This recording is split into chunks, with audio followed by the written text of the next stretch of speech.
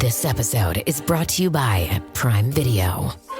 In the small town of Holland, Michigan, nothing is ever what it seems. Behind the tulip festivals and pretty houses lay dark secrets that threaten to tear a marriage apart. Nicole Kidman stars in this darkly twisted thriller about a wife and mother whose quest to uncover her husband's secrets may get her more than she bargained for. Holland, streaming on Prime Video March 27th. At T-Mobile, our critical mission is providing unparalleled 5G coverage for when connectivity is mission critical. Introducing T-Priority, America's best 5G network experience for first responders, even in times of congestion. More capacity, faster speeds, better coverage. T-Priority from T-Mobile, built for tomorrow's emergencies, ready today. Discover more at t-priority.com. For qualifying organizations on eligible rate plans, coverage not available in some areas and may be impacted by emergencies. The whole entire magic to accomplishing anything is not quitting. Writing this book was a 12-year journey, and I wanted to quit a lot. If you look at most people who've done really, really hard things, it would have been really, really easy for them to quit somewhere along the way, and they didn't.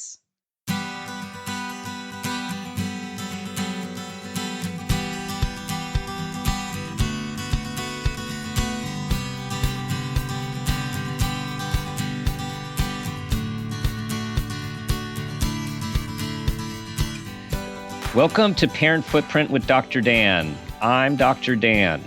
This show is about making the world a more loving, accepting, and compassionate place, one parent, one person, and one child at a time. The key to raising healthy and engaged kids is for us parents to seek the same in our own lives while striving to be the best versions of ourselves each day. No matter who you are or where you came from, with increased awareness, you can be purposeful about leaving a healthy footprint for your children, your family, and all those you care about while living your own life to the fullest.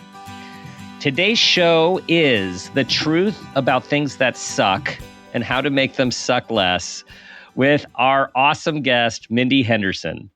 Mindy is a motivational speaker, writer, coach, host of the Truth About Things That Suck podcast, guest contributor of Morning Motivations on CBS Austin's We Are Austin lifestyle morning show, and was recently named an Austin Woman to Watch by Austin Women magazine.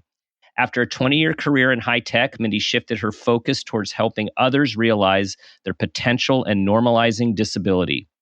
Driven to build a world that welcomes and includes everyone, Mindy advocates for universal design in air travel, architecture, and fashion.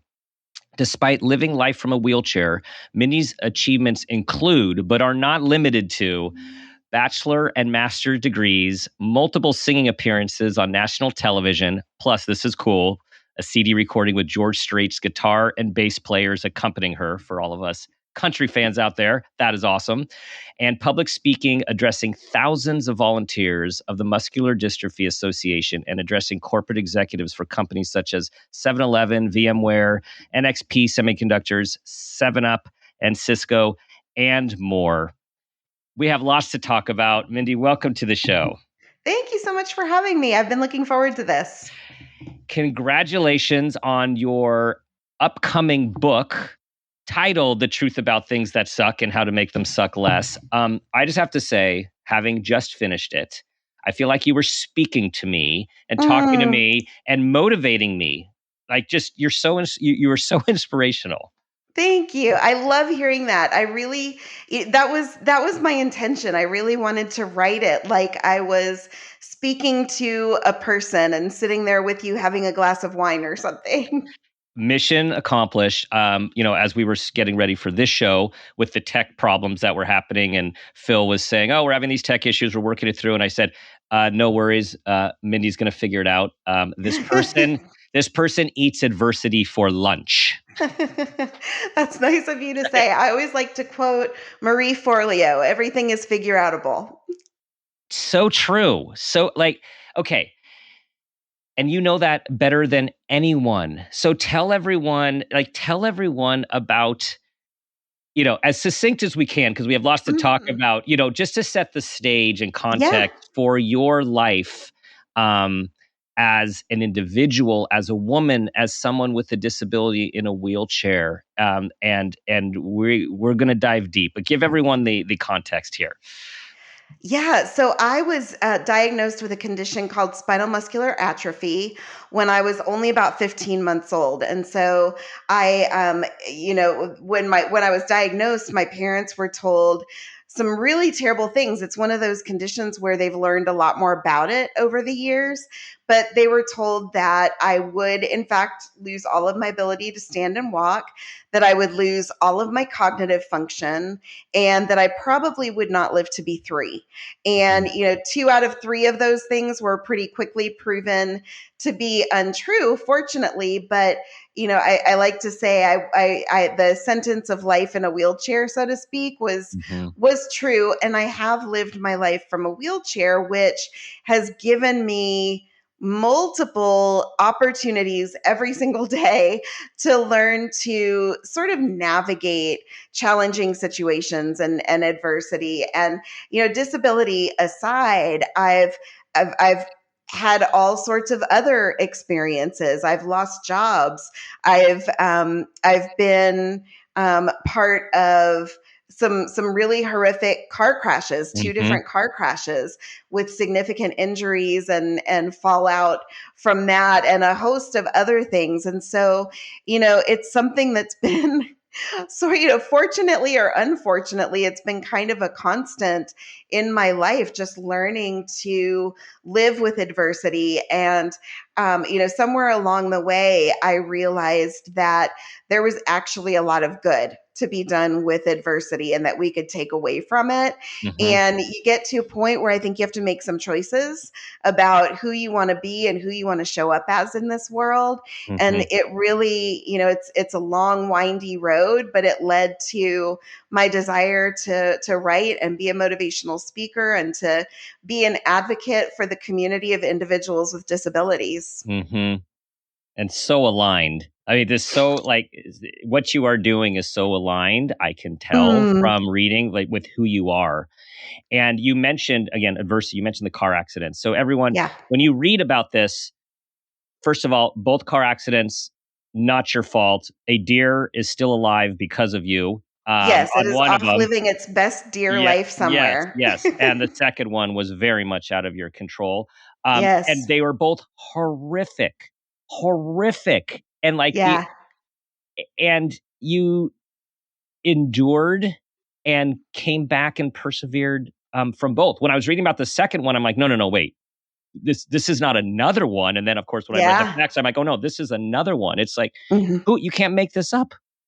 You can't. I couldn't if I tried. And both car accidents. I drive a car that with my disability, I can't use my legs to drive. So it's all hand controls and buttons and touch screens, and it looks like the cockpit of an airplane. It costs, not to be tacky, but just to sort of drive home the point. It costs about $130,000 to build one of these cars, and about a year to make it. So I can't just go to a car lot and drive a car off the lot. It's an endeavor. And both times these cars were absolutely totaled. So it really kind of it was a setback both times, and sort of put me on house arrest because I also can't use public transportation. I can't get into a friend's car, and so they were big deals, apart from the physical injuries and things like that were no fun, but they really, really impacted my life for the next year, at least, after both of them. How did you start to live this concept that, because you're a very upbeat person, and yet things do suck. Things can suck. Yes. And it's like, how did this philosophy develop within you during these these experiences? Yeah, I think it started really early on, and I have to credit my parents with at least with a lot of it, for sure the early beginnings. I have an able-bodied sister, and even um, despite the physical challenges and things that I have, my parents had the same expectations for both my sister and I. We were both expected to do chores, to do well in school, to have friends, to have interests. And no one in my home, they were compassionate, but they were not going to let me make excuses for things that I didn't want to do because they were hard. And so I think that I learned that really early on. And I learned that sometimes things were harder, but they were still doable. And, it wasn't the kind of person that I wanted to be. I didn't want to be the kind of person who made excuses. I wanted to be the person who found solutions, and that's just sort of a philosophy that kind of evolved over time. And I think really gelled probably 12 or 15 years ago. You live enough life and you start to generate some philosophies and some ways that you guidelines to how you choose to live your life. And it was probably 12 or 15 years ago when I started really having some ambitions to be a motivational speaker and to write a book. And I was at a point in my life where I was just I had been through enough things where I started to hear my own thoughts in a lot of difficult situations, and I didn't like what I was hearing. And so I tried to get very, very intentional about replacing those thoughts with more positive things and focusing less on the problems and more on the solutions. And that all, in a very roundabout way led to what I'm doing today. I was with you were in my head yesterday because I'd been reading your book, and I was sitting with a client who I've known for a long time, and he was describing the different challenges in his life, and I must have been channeling you. I just said, you know what, we've known each other a long time, and there's a lot about life that can really suck, and it's like we need to acknowledge that and let's start talking about how we can look at this a little differently and what you can do about it. Oh, I love that. I absolutely love hearing that. And if one person, if you're the one person that took that away from my book and was able to impart it to somebody else, that thrills me. But I want to say, I think that was one of the reasons why the title appealed to me so much. I wish I could say that I had some grand process for how I came up with the title of the book, but it was one of those things that honestly just sort of hit me out of the blue. And what I really liked about it was it very plainly said, without trying to soften it or anything, things do suck sometimes. I think one of the common ties that binds us all together is that we all have challenges. We all have problems and they all look different, but we all experience our own hard days and hard experiences. And I interviewed a gentleman for this book. His name is Sean Aker. He has the best job on the planet. He's a happiness researcher. He's a New York Times bestselling author. And one of the things that he really reminded me, because I think one of the dangers that you get into as a motivational speaker is wanting to jump right to that motivational speaking and talking people into being okay. Let's do this. We got this. Let's exactly. go.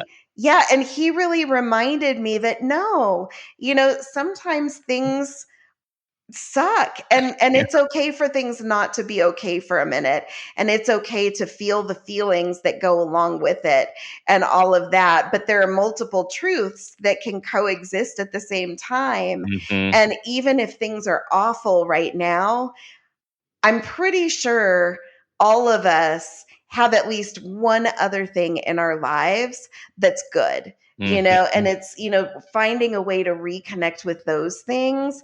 And in particular, what Sean taught me was finding sort of reconnecting with what the meaning is Mm-hmm. for those things that are important to you in your life. And that's, I think, when some of the suck starts to dissolve just a little bit. Mm-hmm. Mm-hmm. Yes, we're trying to slowly dissolve the suck, right? Yes. I think of like dropping, I don't know, salt and sugar in water while baking or Well, something. that Yeah, also works. yeah, Yes. yeah, yeah. You're also reminding me of a Dalai Lama quote or saying, which is, "We can be okay even if our life situation is not okay." Yes. Absolutely, absolutely. And actually there's a woman who unfortunately just passed away from cancer recently. She called herself Nightbird. She was a musician. Mm, I don't know if you're familiar with her. She was on America's Got Talent and mm, just won the hearts of everyone in America, I think. And one of the things that she said was, you can't, and I'm going to butcher the quote, but it was something to the effect of, you can't wait for everything in your life to be perfect before you can be happy. mm, And yeah, mhm, I think another mhm. way of probably saying what you just said. Yeah. So you have this way of talking about two truths, right? These few Yeah. truths. And so tell us about this philosophy of, you get one thing, but you also can get another thing too. Yeah, I think that that's important because if if you focus on one truth, if you focus on the hard truth and the Hmm. unpleasant truth and the frustrating truth, then I think you run the risk of becoming kind of, if you let it go on for long enough, Hmm. you can become just that. You can become a frustrated, angry, kind of jaded person. And I've seen it happen to people in my life. And Hmm. so I think that it's really important to look at all the truths Hmm. because, one truth is not all encompassing of everything in your life. Yes, you may have just lost your job, but that is not everything. That's not the whole reality Hmm. of your life right now. Hmm. And so I think that it's very, very important to not lose sight of those other truths in our lives that can kind of dig us out of that quicksand. Yes.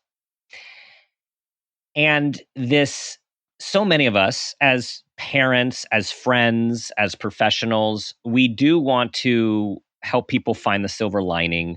We Hmm. want people to look at the positive. This does have a lot to do with that happiness quotient, being able to see things differently. But as you point out in your book, and as you talk about with the researcher, you know, we can't just go there right away. And so I was wondering, like, what is the balance of like validation and motivation? Hmm. I think that's the question for sure. That's the $1 million question. And I think honestly, all of us somewhere deep down, we know when it's time to move on and to stop, to stop kind of rolling around in the misery and feeling all the feels. I had a moment at one point where I was having car trouble. I was stuck at home for months. Both of my personal care assistants quit on the same day, and I had spent years building this life of independence for myself, and honest to goodness, in the span of like 24 hours, it shattered like a house of cards, Hmm. and I was very unhappy for a few months. And I was talking to my mom one day, and we were sort of commiserating about how awful everything was. And I was complaining. And I finally stopped and I said, you know what? I need some new thoughts because this is no longer constructive. This is no longer helpful. And it's not making me any happier. It's making me miserable. And so, it may not be, quite as obvious as that all the time to all of us. But I do feel like we all have a little inkling somewhere in the back of our mind when it's time to get back up Mhm. and move forward. Right. Right. It's sort of there's and I don't want to say this in a negative, pejorative way, but a lot of people talk about like the pity party. And it's Yeah. like we all go through that when something has happened to us. Hmm. Many of us go through that feeling sorry for ourselves or being mad at the world or Yeah. blaming whomever has we Hmm. feel has caused it. And at some point, and I think we need to like allow a little bit of that, right? Even as Yes. parents, like we need to allow people to have those emotions, but then there is a time when it's time to try to move forward.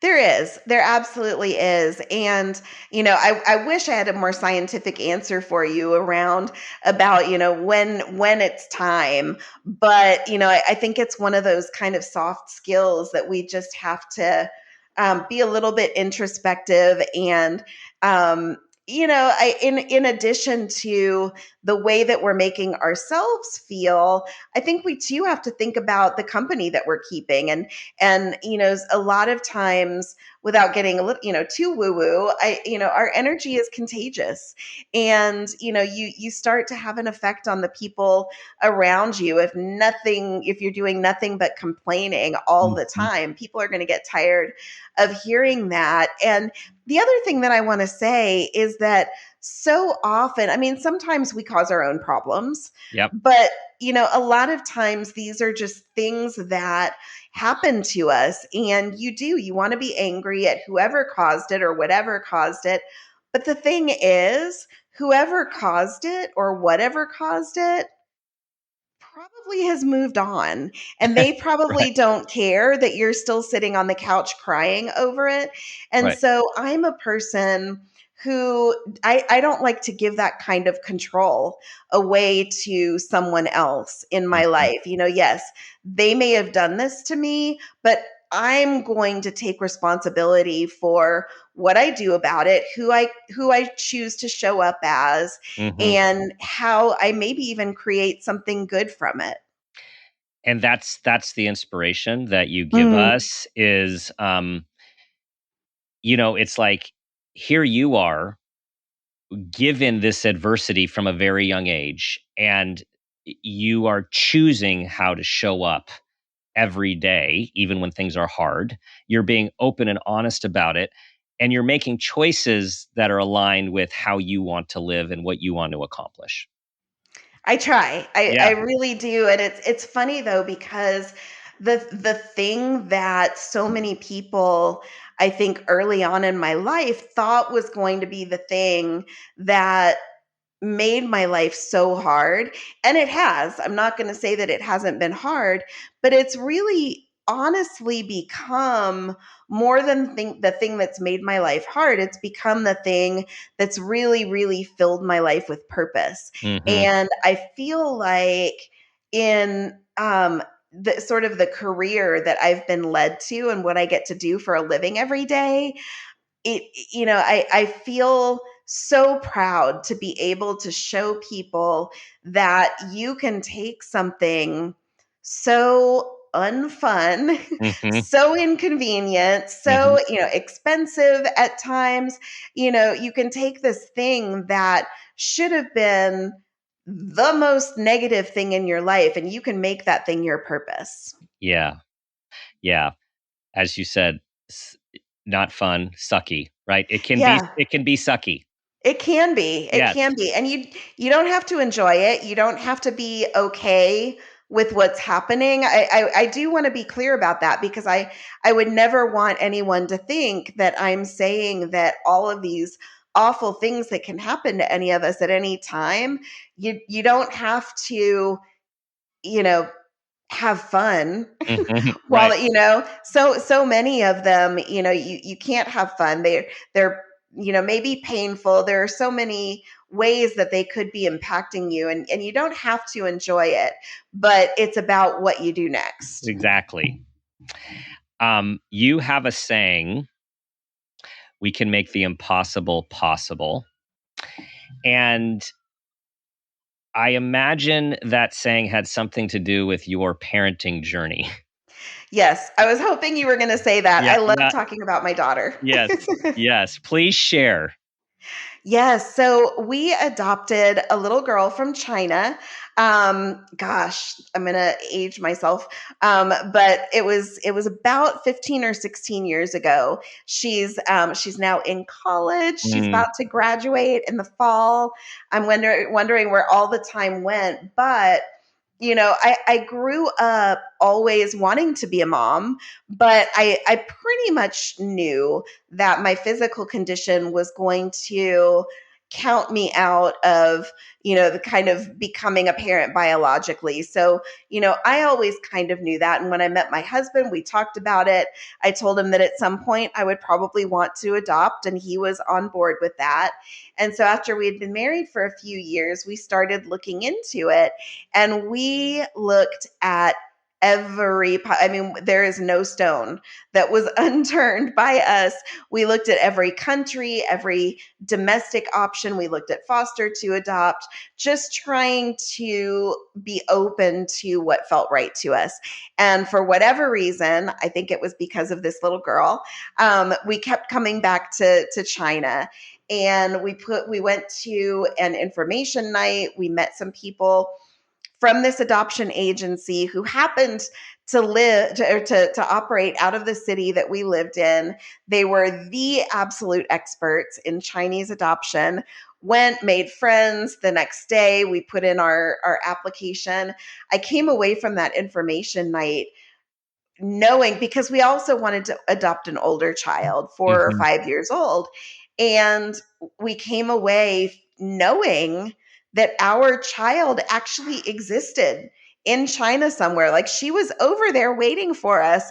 And that creates such urgency. And so I was off and running the next day and filling out all the paperwork and getting all the stuff done. And a few weeks later, I got a phone call from the agency letting me know that our application had been denied Mm, based on my physical condition. mm, And at first, I'm so used to things being a little bit hard, mhm. having to question things, having to appeal things. And I was like, okay, who do I talk to next? What's the appeals process? And she got really quiet and she said, I'm so sorry. There's no appeals process. They've made up their minds and there is nothing we can do. And I'm Mm, so sorry. We can't help you. And so I went home and I cried yeah. for a few hours and I talked to my mom and we cried together. And, the idea, I'm sure there are women listening who can relate to this, the idea of having to tell my husband that once again, he wasn't going to get to be a parent because of me. Mhm, It was horrifying to me. And then I stopped crying and I started to get angry. mhm. And I thought to myself, these people are on the other side of the world. They have not met me. They have no idea, apart from, the sort of finite number of fields that we were allowed to fill out in this application. They don't know who I am or what I've done or what I've accomplished. And there has to be something else we can do. There's always something else you can do. Yes. So I got in touch with the woman we had met at that information night, told her what was going on, and I said, please, is there anything else we can do? And she was amazing. She enlisted the help of the owner of the adoption agency, and we basically ganged up on that country's government for the next 9 months. The Wow. three of us appealing and talking to people and sending letters and all, as much information as we could send over about me, and they finally approved it. And I did. It was touch and go. They changed their minds a few times over the course of that 9 months. And I don't think I fully believed it was going to happen until I was on the plane to Beijing.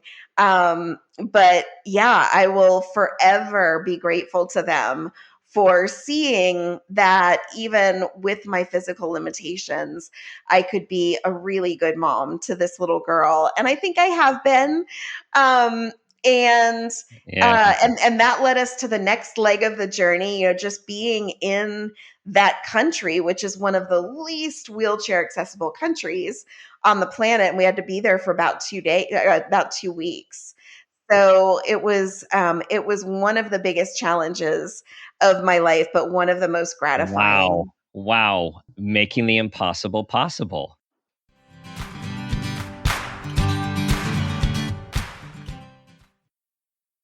You've maxed out your 401k, you're contributing to an IRA, and making some other investments. You're ahead of the game and doing well. But where do you go from here? The same old story can only get you so far. If you want a new take from a new type of financial professional, we invite you to get a fresh perspective beside an agent with the backing of New York Life. Insurance, investments, retirement, and more. Visit NYL.com to learn more. Investments are offered through registered representatives of NYLife Securities, LLC. Member FINRA SIPC, a New York Life company. In a way, it ends where it begins. Very insightful. Thank you for sharing this Red Baron with us, Linda. It's so tasty, it makes me want to share something of my own. I didn't actually read the book. Me neither. I watched the movie last night. I judged it by its cover. I haven't read a book since middle school. I'm secretly seeing 2 other book clubs. And I can't even read. I'm not really Gary. He just paid me to be here. Sharing Red Baron pizza can lead to more sharing. What if an appliance emergency didn't have to be? If your appliances suddenly decided they were done, don't stress. Best Buy has you covered with a wide variety of major appliances from trusted brands, in stock and available now. So you don't have to worry about laundry piling up, refilling the fridge, or that big dinner party you're hosting. Because Best Buy has the knowledge and expertise to get you the right appliance for your home. Learn more at bestbuy.com. Best Buy. Imagine that.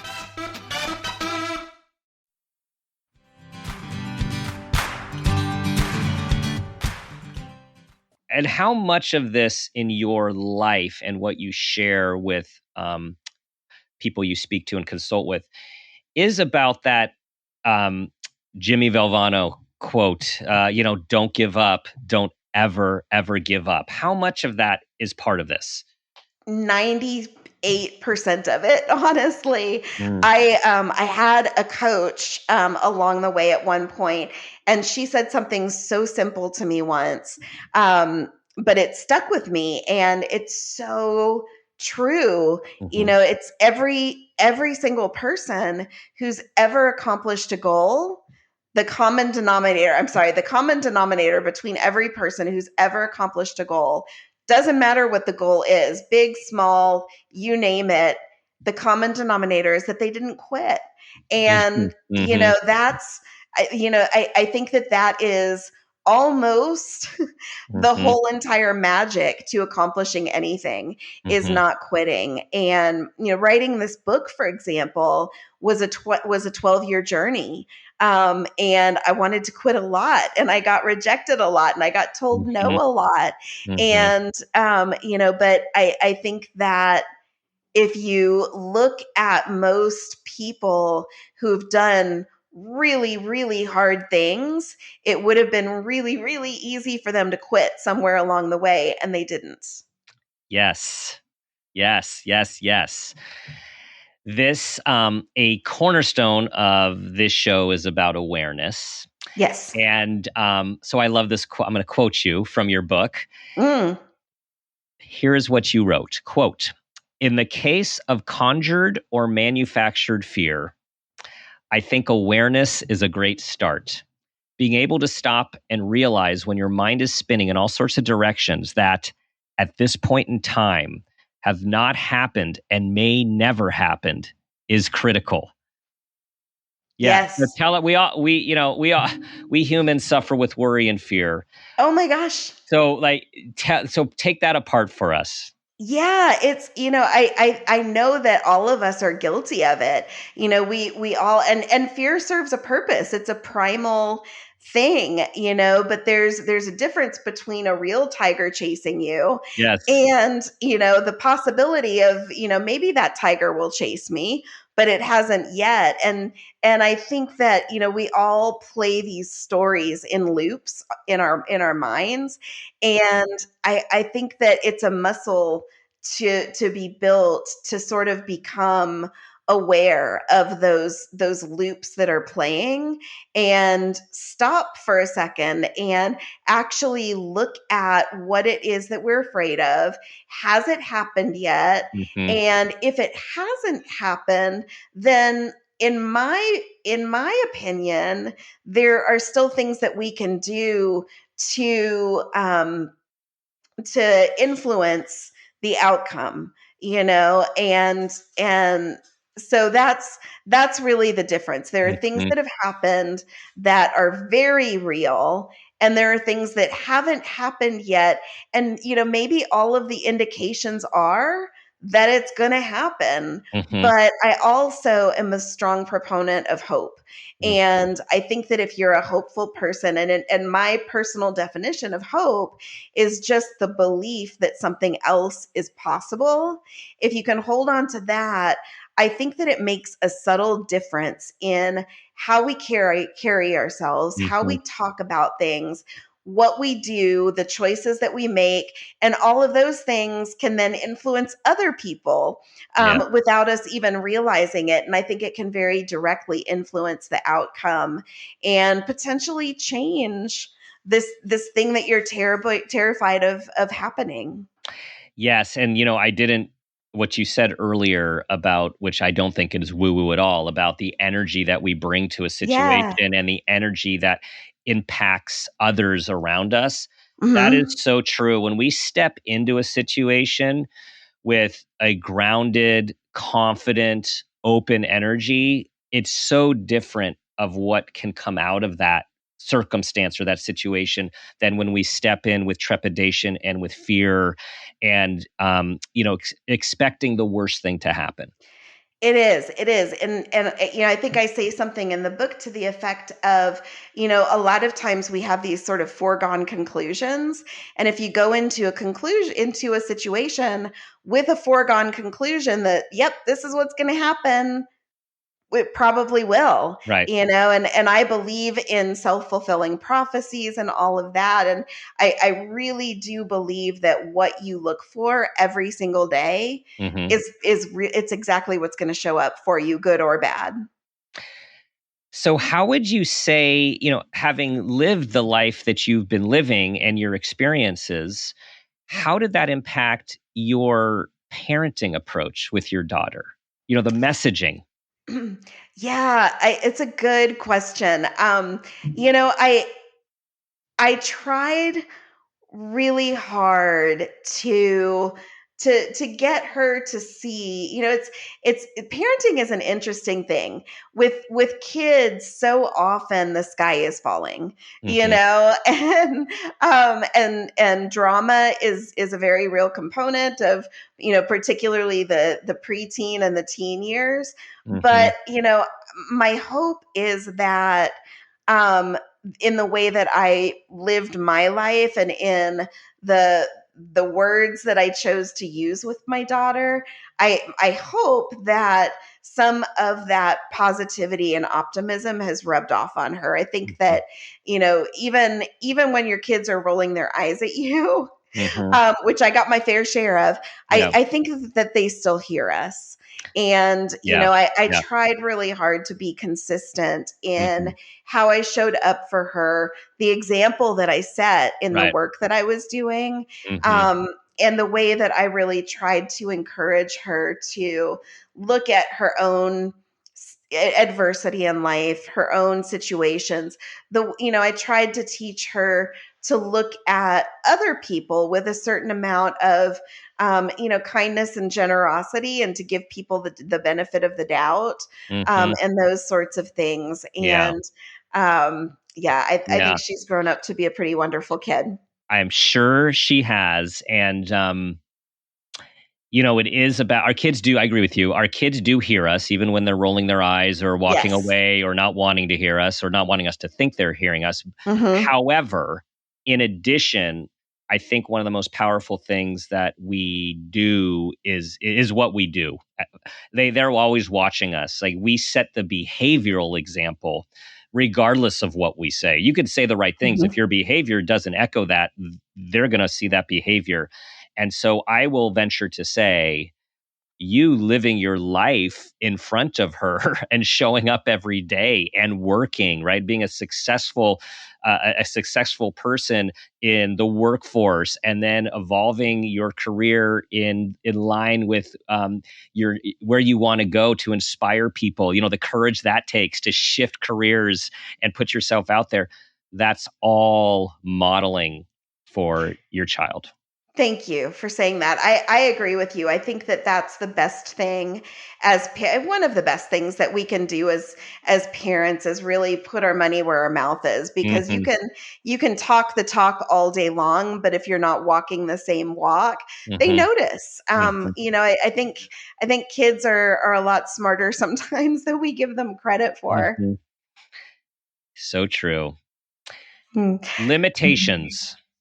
You talk about limitations, and in life, there are real limitations. There are also mental and psychological or perceptions of limitations. Tell us what you think about the idea of limitation. So one of my sort of guiding forces in my life is I am a person who, despite my physical limitations, my goal is to live a life without limits. And I think that is possible. I will never get up and walk out of this chair. That's a fact. And that is a limitation, but I try really hard to look at the things that I want to do and find ways to do them despite the limitations. Driving a car, for example, it was quite a project to figure out how to drive a car and how to get a car built and all of those things. Trying to become a mom, there was even with the limitations that I have on my physical body, I feel like I've still found ways to do the things in my life that I wanted to do and work around the physical challenges that I've had, working a job, getting married, traveling, all of the things that I've wanted to do. Music is another example.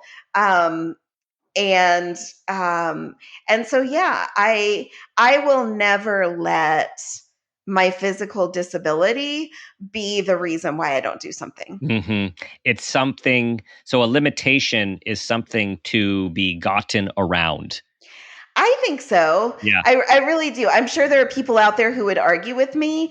And I fully respect other people's points of views, but there's nothing in my life that I've come up against yet that I really, really wanted to do and was passionate about that I haven't found a way to do. Nice. You mentioned singing, so I just want to do a little shout out that you did have some singing success in your early life, and when you talked about your childhood idol, it just took me back. Barbara Mandrell, and I just all of a sudden I was just right back in that era of Barbara Mandrell. Yeah, best, wasn't she? Yeah, she was huge. I loved Barbara. So yeah, she was. If you were a child of like the late 70s, early 80s, and ever watched the Barbara Mandrell and the Mandrell Sisters show, it was what I lived for when I was like 6, 7, 8 years old. Yeah. And I was pretty sure that I was going to grow up and be best friends with Barbara Mandrell, and I was going to be on her show, and I was going to record records just like her. And yeah, she was who really instilled a love of music and singing in me. And, I sang in church choirs and things like that as a kid. In high school, I got more serious about it, and I did a lot of competing and performing and that sort of thing. And then I went to college. It took a back seat, but then in my mid to late 20s, I remembered sort of my passion for it, and I started to slowly, pick it back up again and try to figure out how I could turn it into something. And I was actually having some success. I found a producer in Austin who was working with me. I sang in South by Southwest, which is the big music festival in Austin. I sang on national television a few times. And then it was funny because it's one of the times in my life when fear sort of overtook me. And I was at kind of a weird crossroads in my life. And I was almost 30, and I was realizing how hard it was really, really going to be to make a go of it as a country music singer and to have any kind of success. And at the same time, I was also really figuring out that actually being a disabled person is really expensive. And I wanted to know that I could have a solid career and take care of myself and not just get by. I knew I wanted to be comfortable. And so I made the decision to go back to school and get a master's degree and sort of lock in my corporate professional career. Security. And unfortunately, music kind of took a back seat. And it's one of those things that I've always looked back on and sort of wondered, what if? Yeah. But yeah, I to this day, I absolutely love music. And Barbara Mandrell, if you are listening, call me. She's ready. Mindy's ready. I'm ready. Yes. I'm there for you. Oh, so it has been 32 years since the Americans with Disabilities Act was signed. 32 years. And your book is coming out. The show's coming out in June, when your book is coming out, and we're on the heels of July, coming up on July, which is Disability Pride Month. I'm wondering how far do you think we've come since 1990, and how much farther do we have to go? I don't like to be a pessimistic person, but I think that we still have a ways to go. I think that we've made great progress. And, it's interesting because you travel to another country and you can see how far we've come. We have the ADA here, like you said, and it makes buildings relatively accessible and things like that. And you see people living with disabilities out in the world doing things and all of that. But I would venture to say that the community of individuals with disabilities continues to be one of the most underrepresented groups in our country. And one of the biggest ways that I personally know that is I had this 20-year career in high tech before I started working toward the career that I have today. I worked for some really big, like companies with thousands of people, and I was the only person in a wheelchair I ever saw in 20 years. And and most recently, up until like 3 years ago, I was still the only person in a wheelchair that I saw working for, or that I saw with any kind of mobility related disability or anything that was, apparent in looking at a person.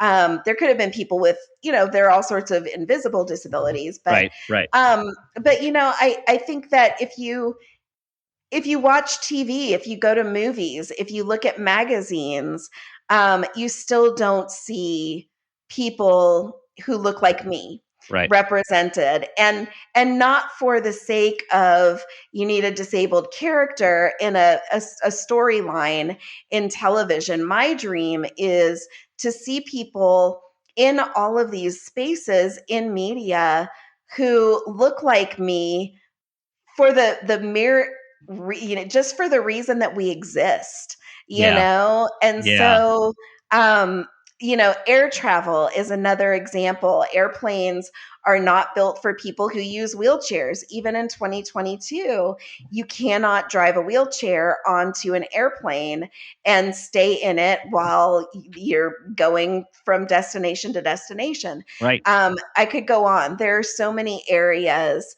in our world today that are still not built for people with disabilities. And I feel like in this day and age, we need to do better. We still have a ways to go. And, regardless of the topic, a person of color, LGBTQ, disability, people need to be reflected in everyday life and in society to see themselves. You do. And for other people to become comfortable with it. I was talking to someone the other day and they were asking me about, this environment. And I was talking about, a lot of the speaking that I do at corporations and things, talking about DEI and disabled people in the workplace. And, I've been told when I've gone and spoken to companies that people, and they're embarrassed to tell me, but they say, I've never been around a person in a wheelchair and I don't know how to act and I don't know how to treat them and all of that. And I'm the first one to recognize if you've never been exposed to something, of course you're going to be uncomfortable with it.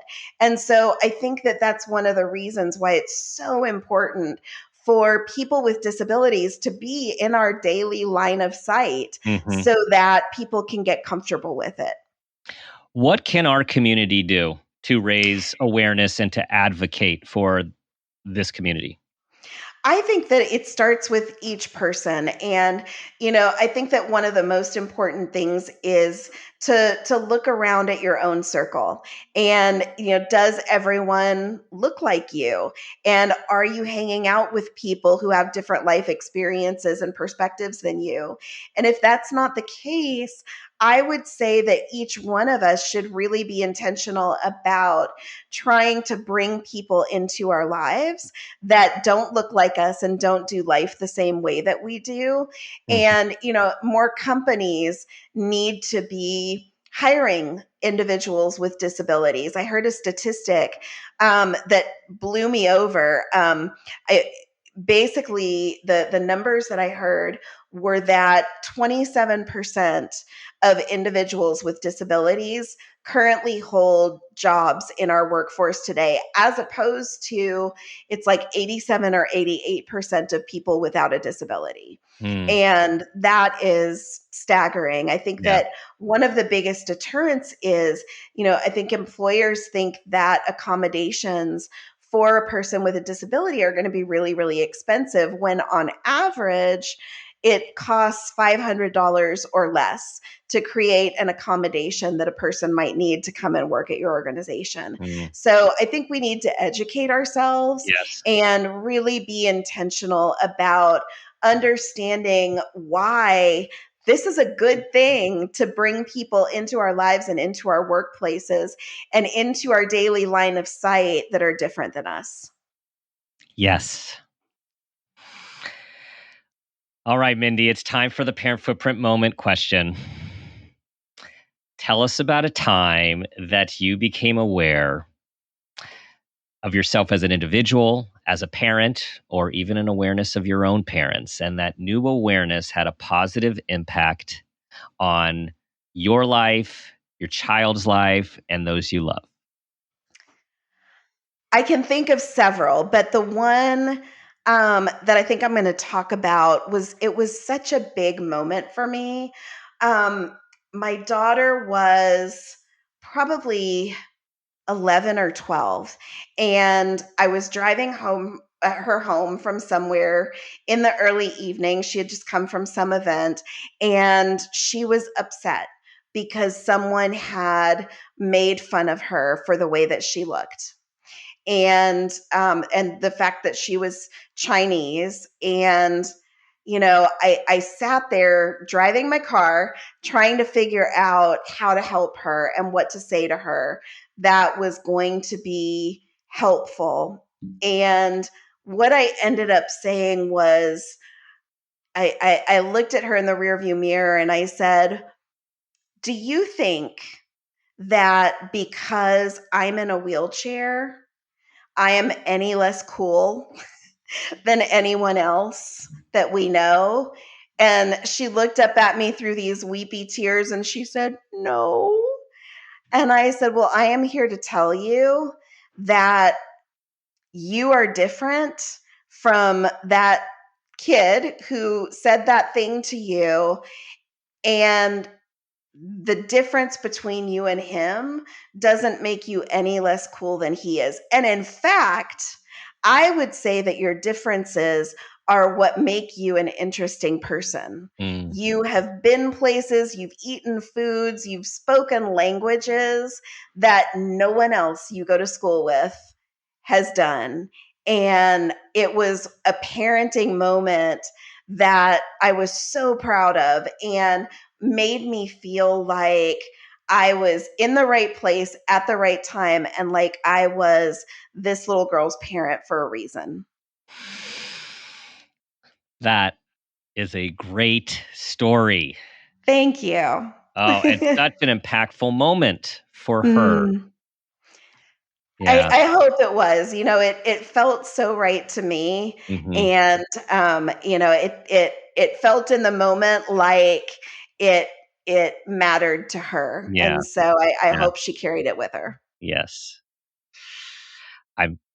She did. She still carries it with her. Thank you. Tell everyone where they can. Your book is about to come out. It will be out just as the show is releasing. Your podcast. Tell everyone where to find what you're doing. Okay, I would love to. So the book, The Truth About Things That Suck, is going to be widely available June 7th. If you're hearing this before June 7th, it's actually available for pre-sale. So you can grab it and receive it right away when it comes out. But it will be everywhere June 7th. All of the online retailers, you should be able to find it. There's going to be an audiobook. We're still working on creating that. So if you're an audiobook person, keep your eyes out. That'll be coming soon. I have a website, mindyhendersonco.com. So you can find me there. I'm on social media. And honestly, I love to hear from people. So I'd love to connect with you and hear what you thought of the conversation today. And I'd honestly love to know what you're thinking and what kind of struggles you have and how I can help. You are, Mindy, you are an inspiration. Your book inspired me. You inspire me. And for everyone, this is a book for everyone.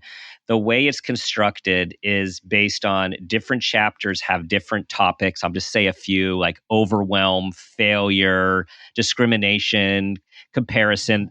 And they are all easy to read stories where Mindy shares of herself and what she experienced. And of course, the takeaway lessons and inspiration and motivation all the way through.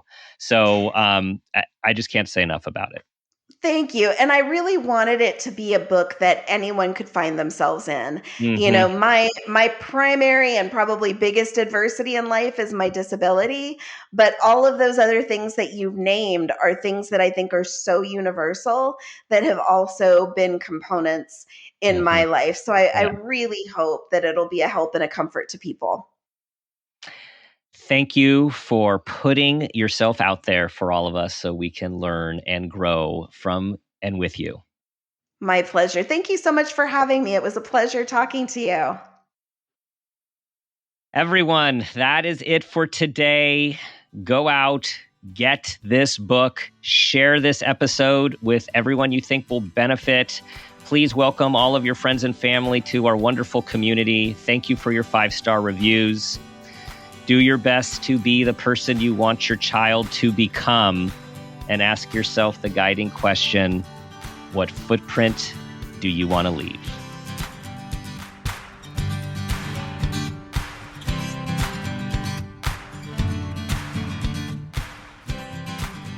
This has been a Peters and Rossi production. Parent Footprint with Dr. Dan is produced by Laura Rossi. Our engineer is Phil Rossi. Theme music is Strummerman, composed and performed by Pro Tunes. Artwork is by Garrett Ross. Follow us on Instagram and Facebook at Parent Footprint Podcast and on Twitter at Dr. Dan Peters. For more information, go to exactlyrightmedia.com.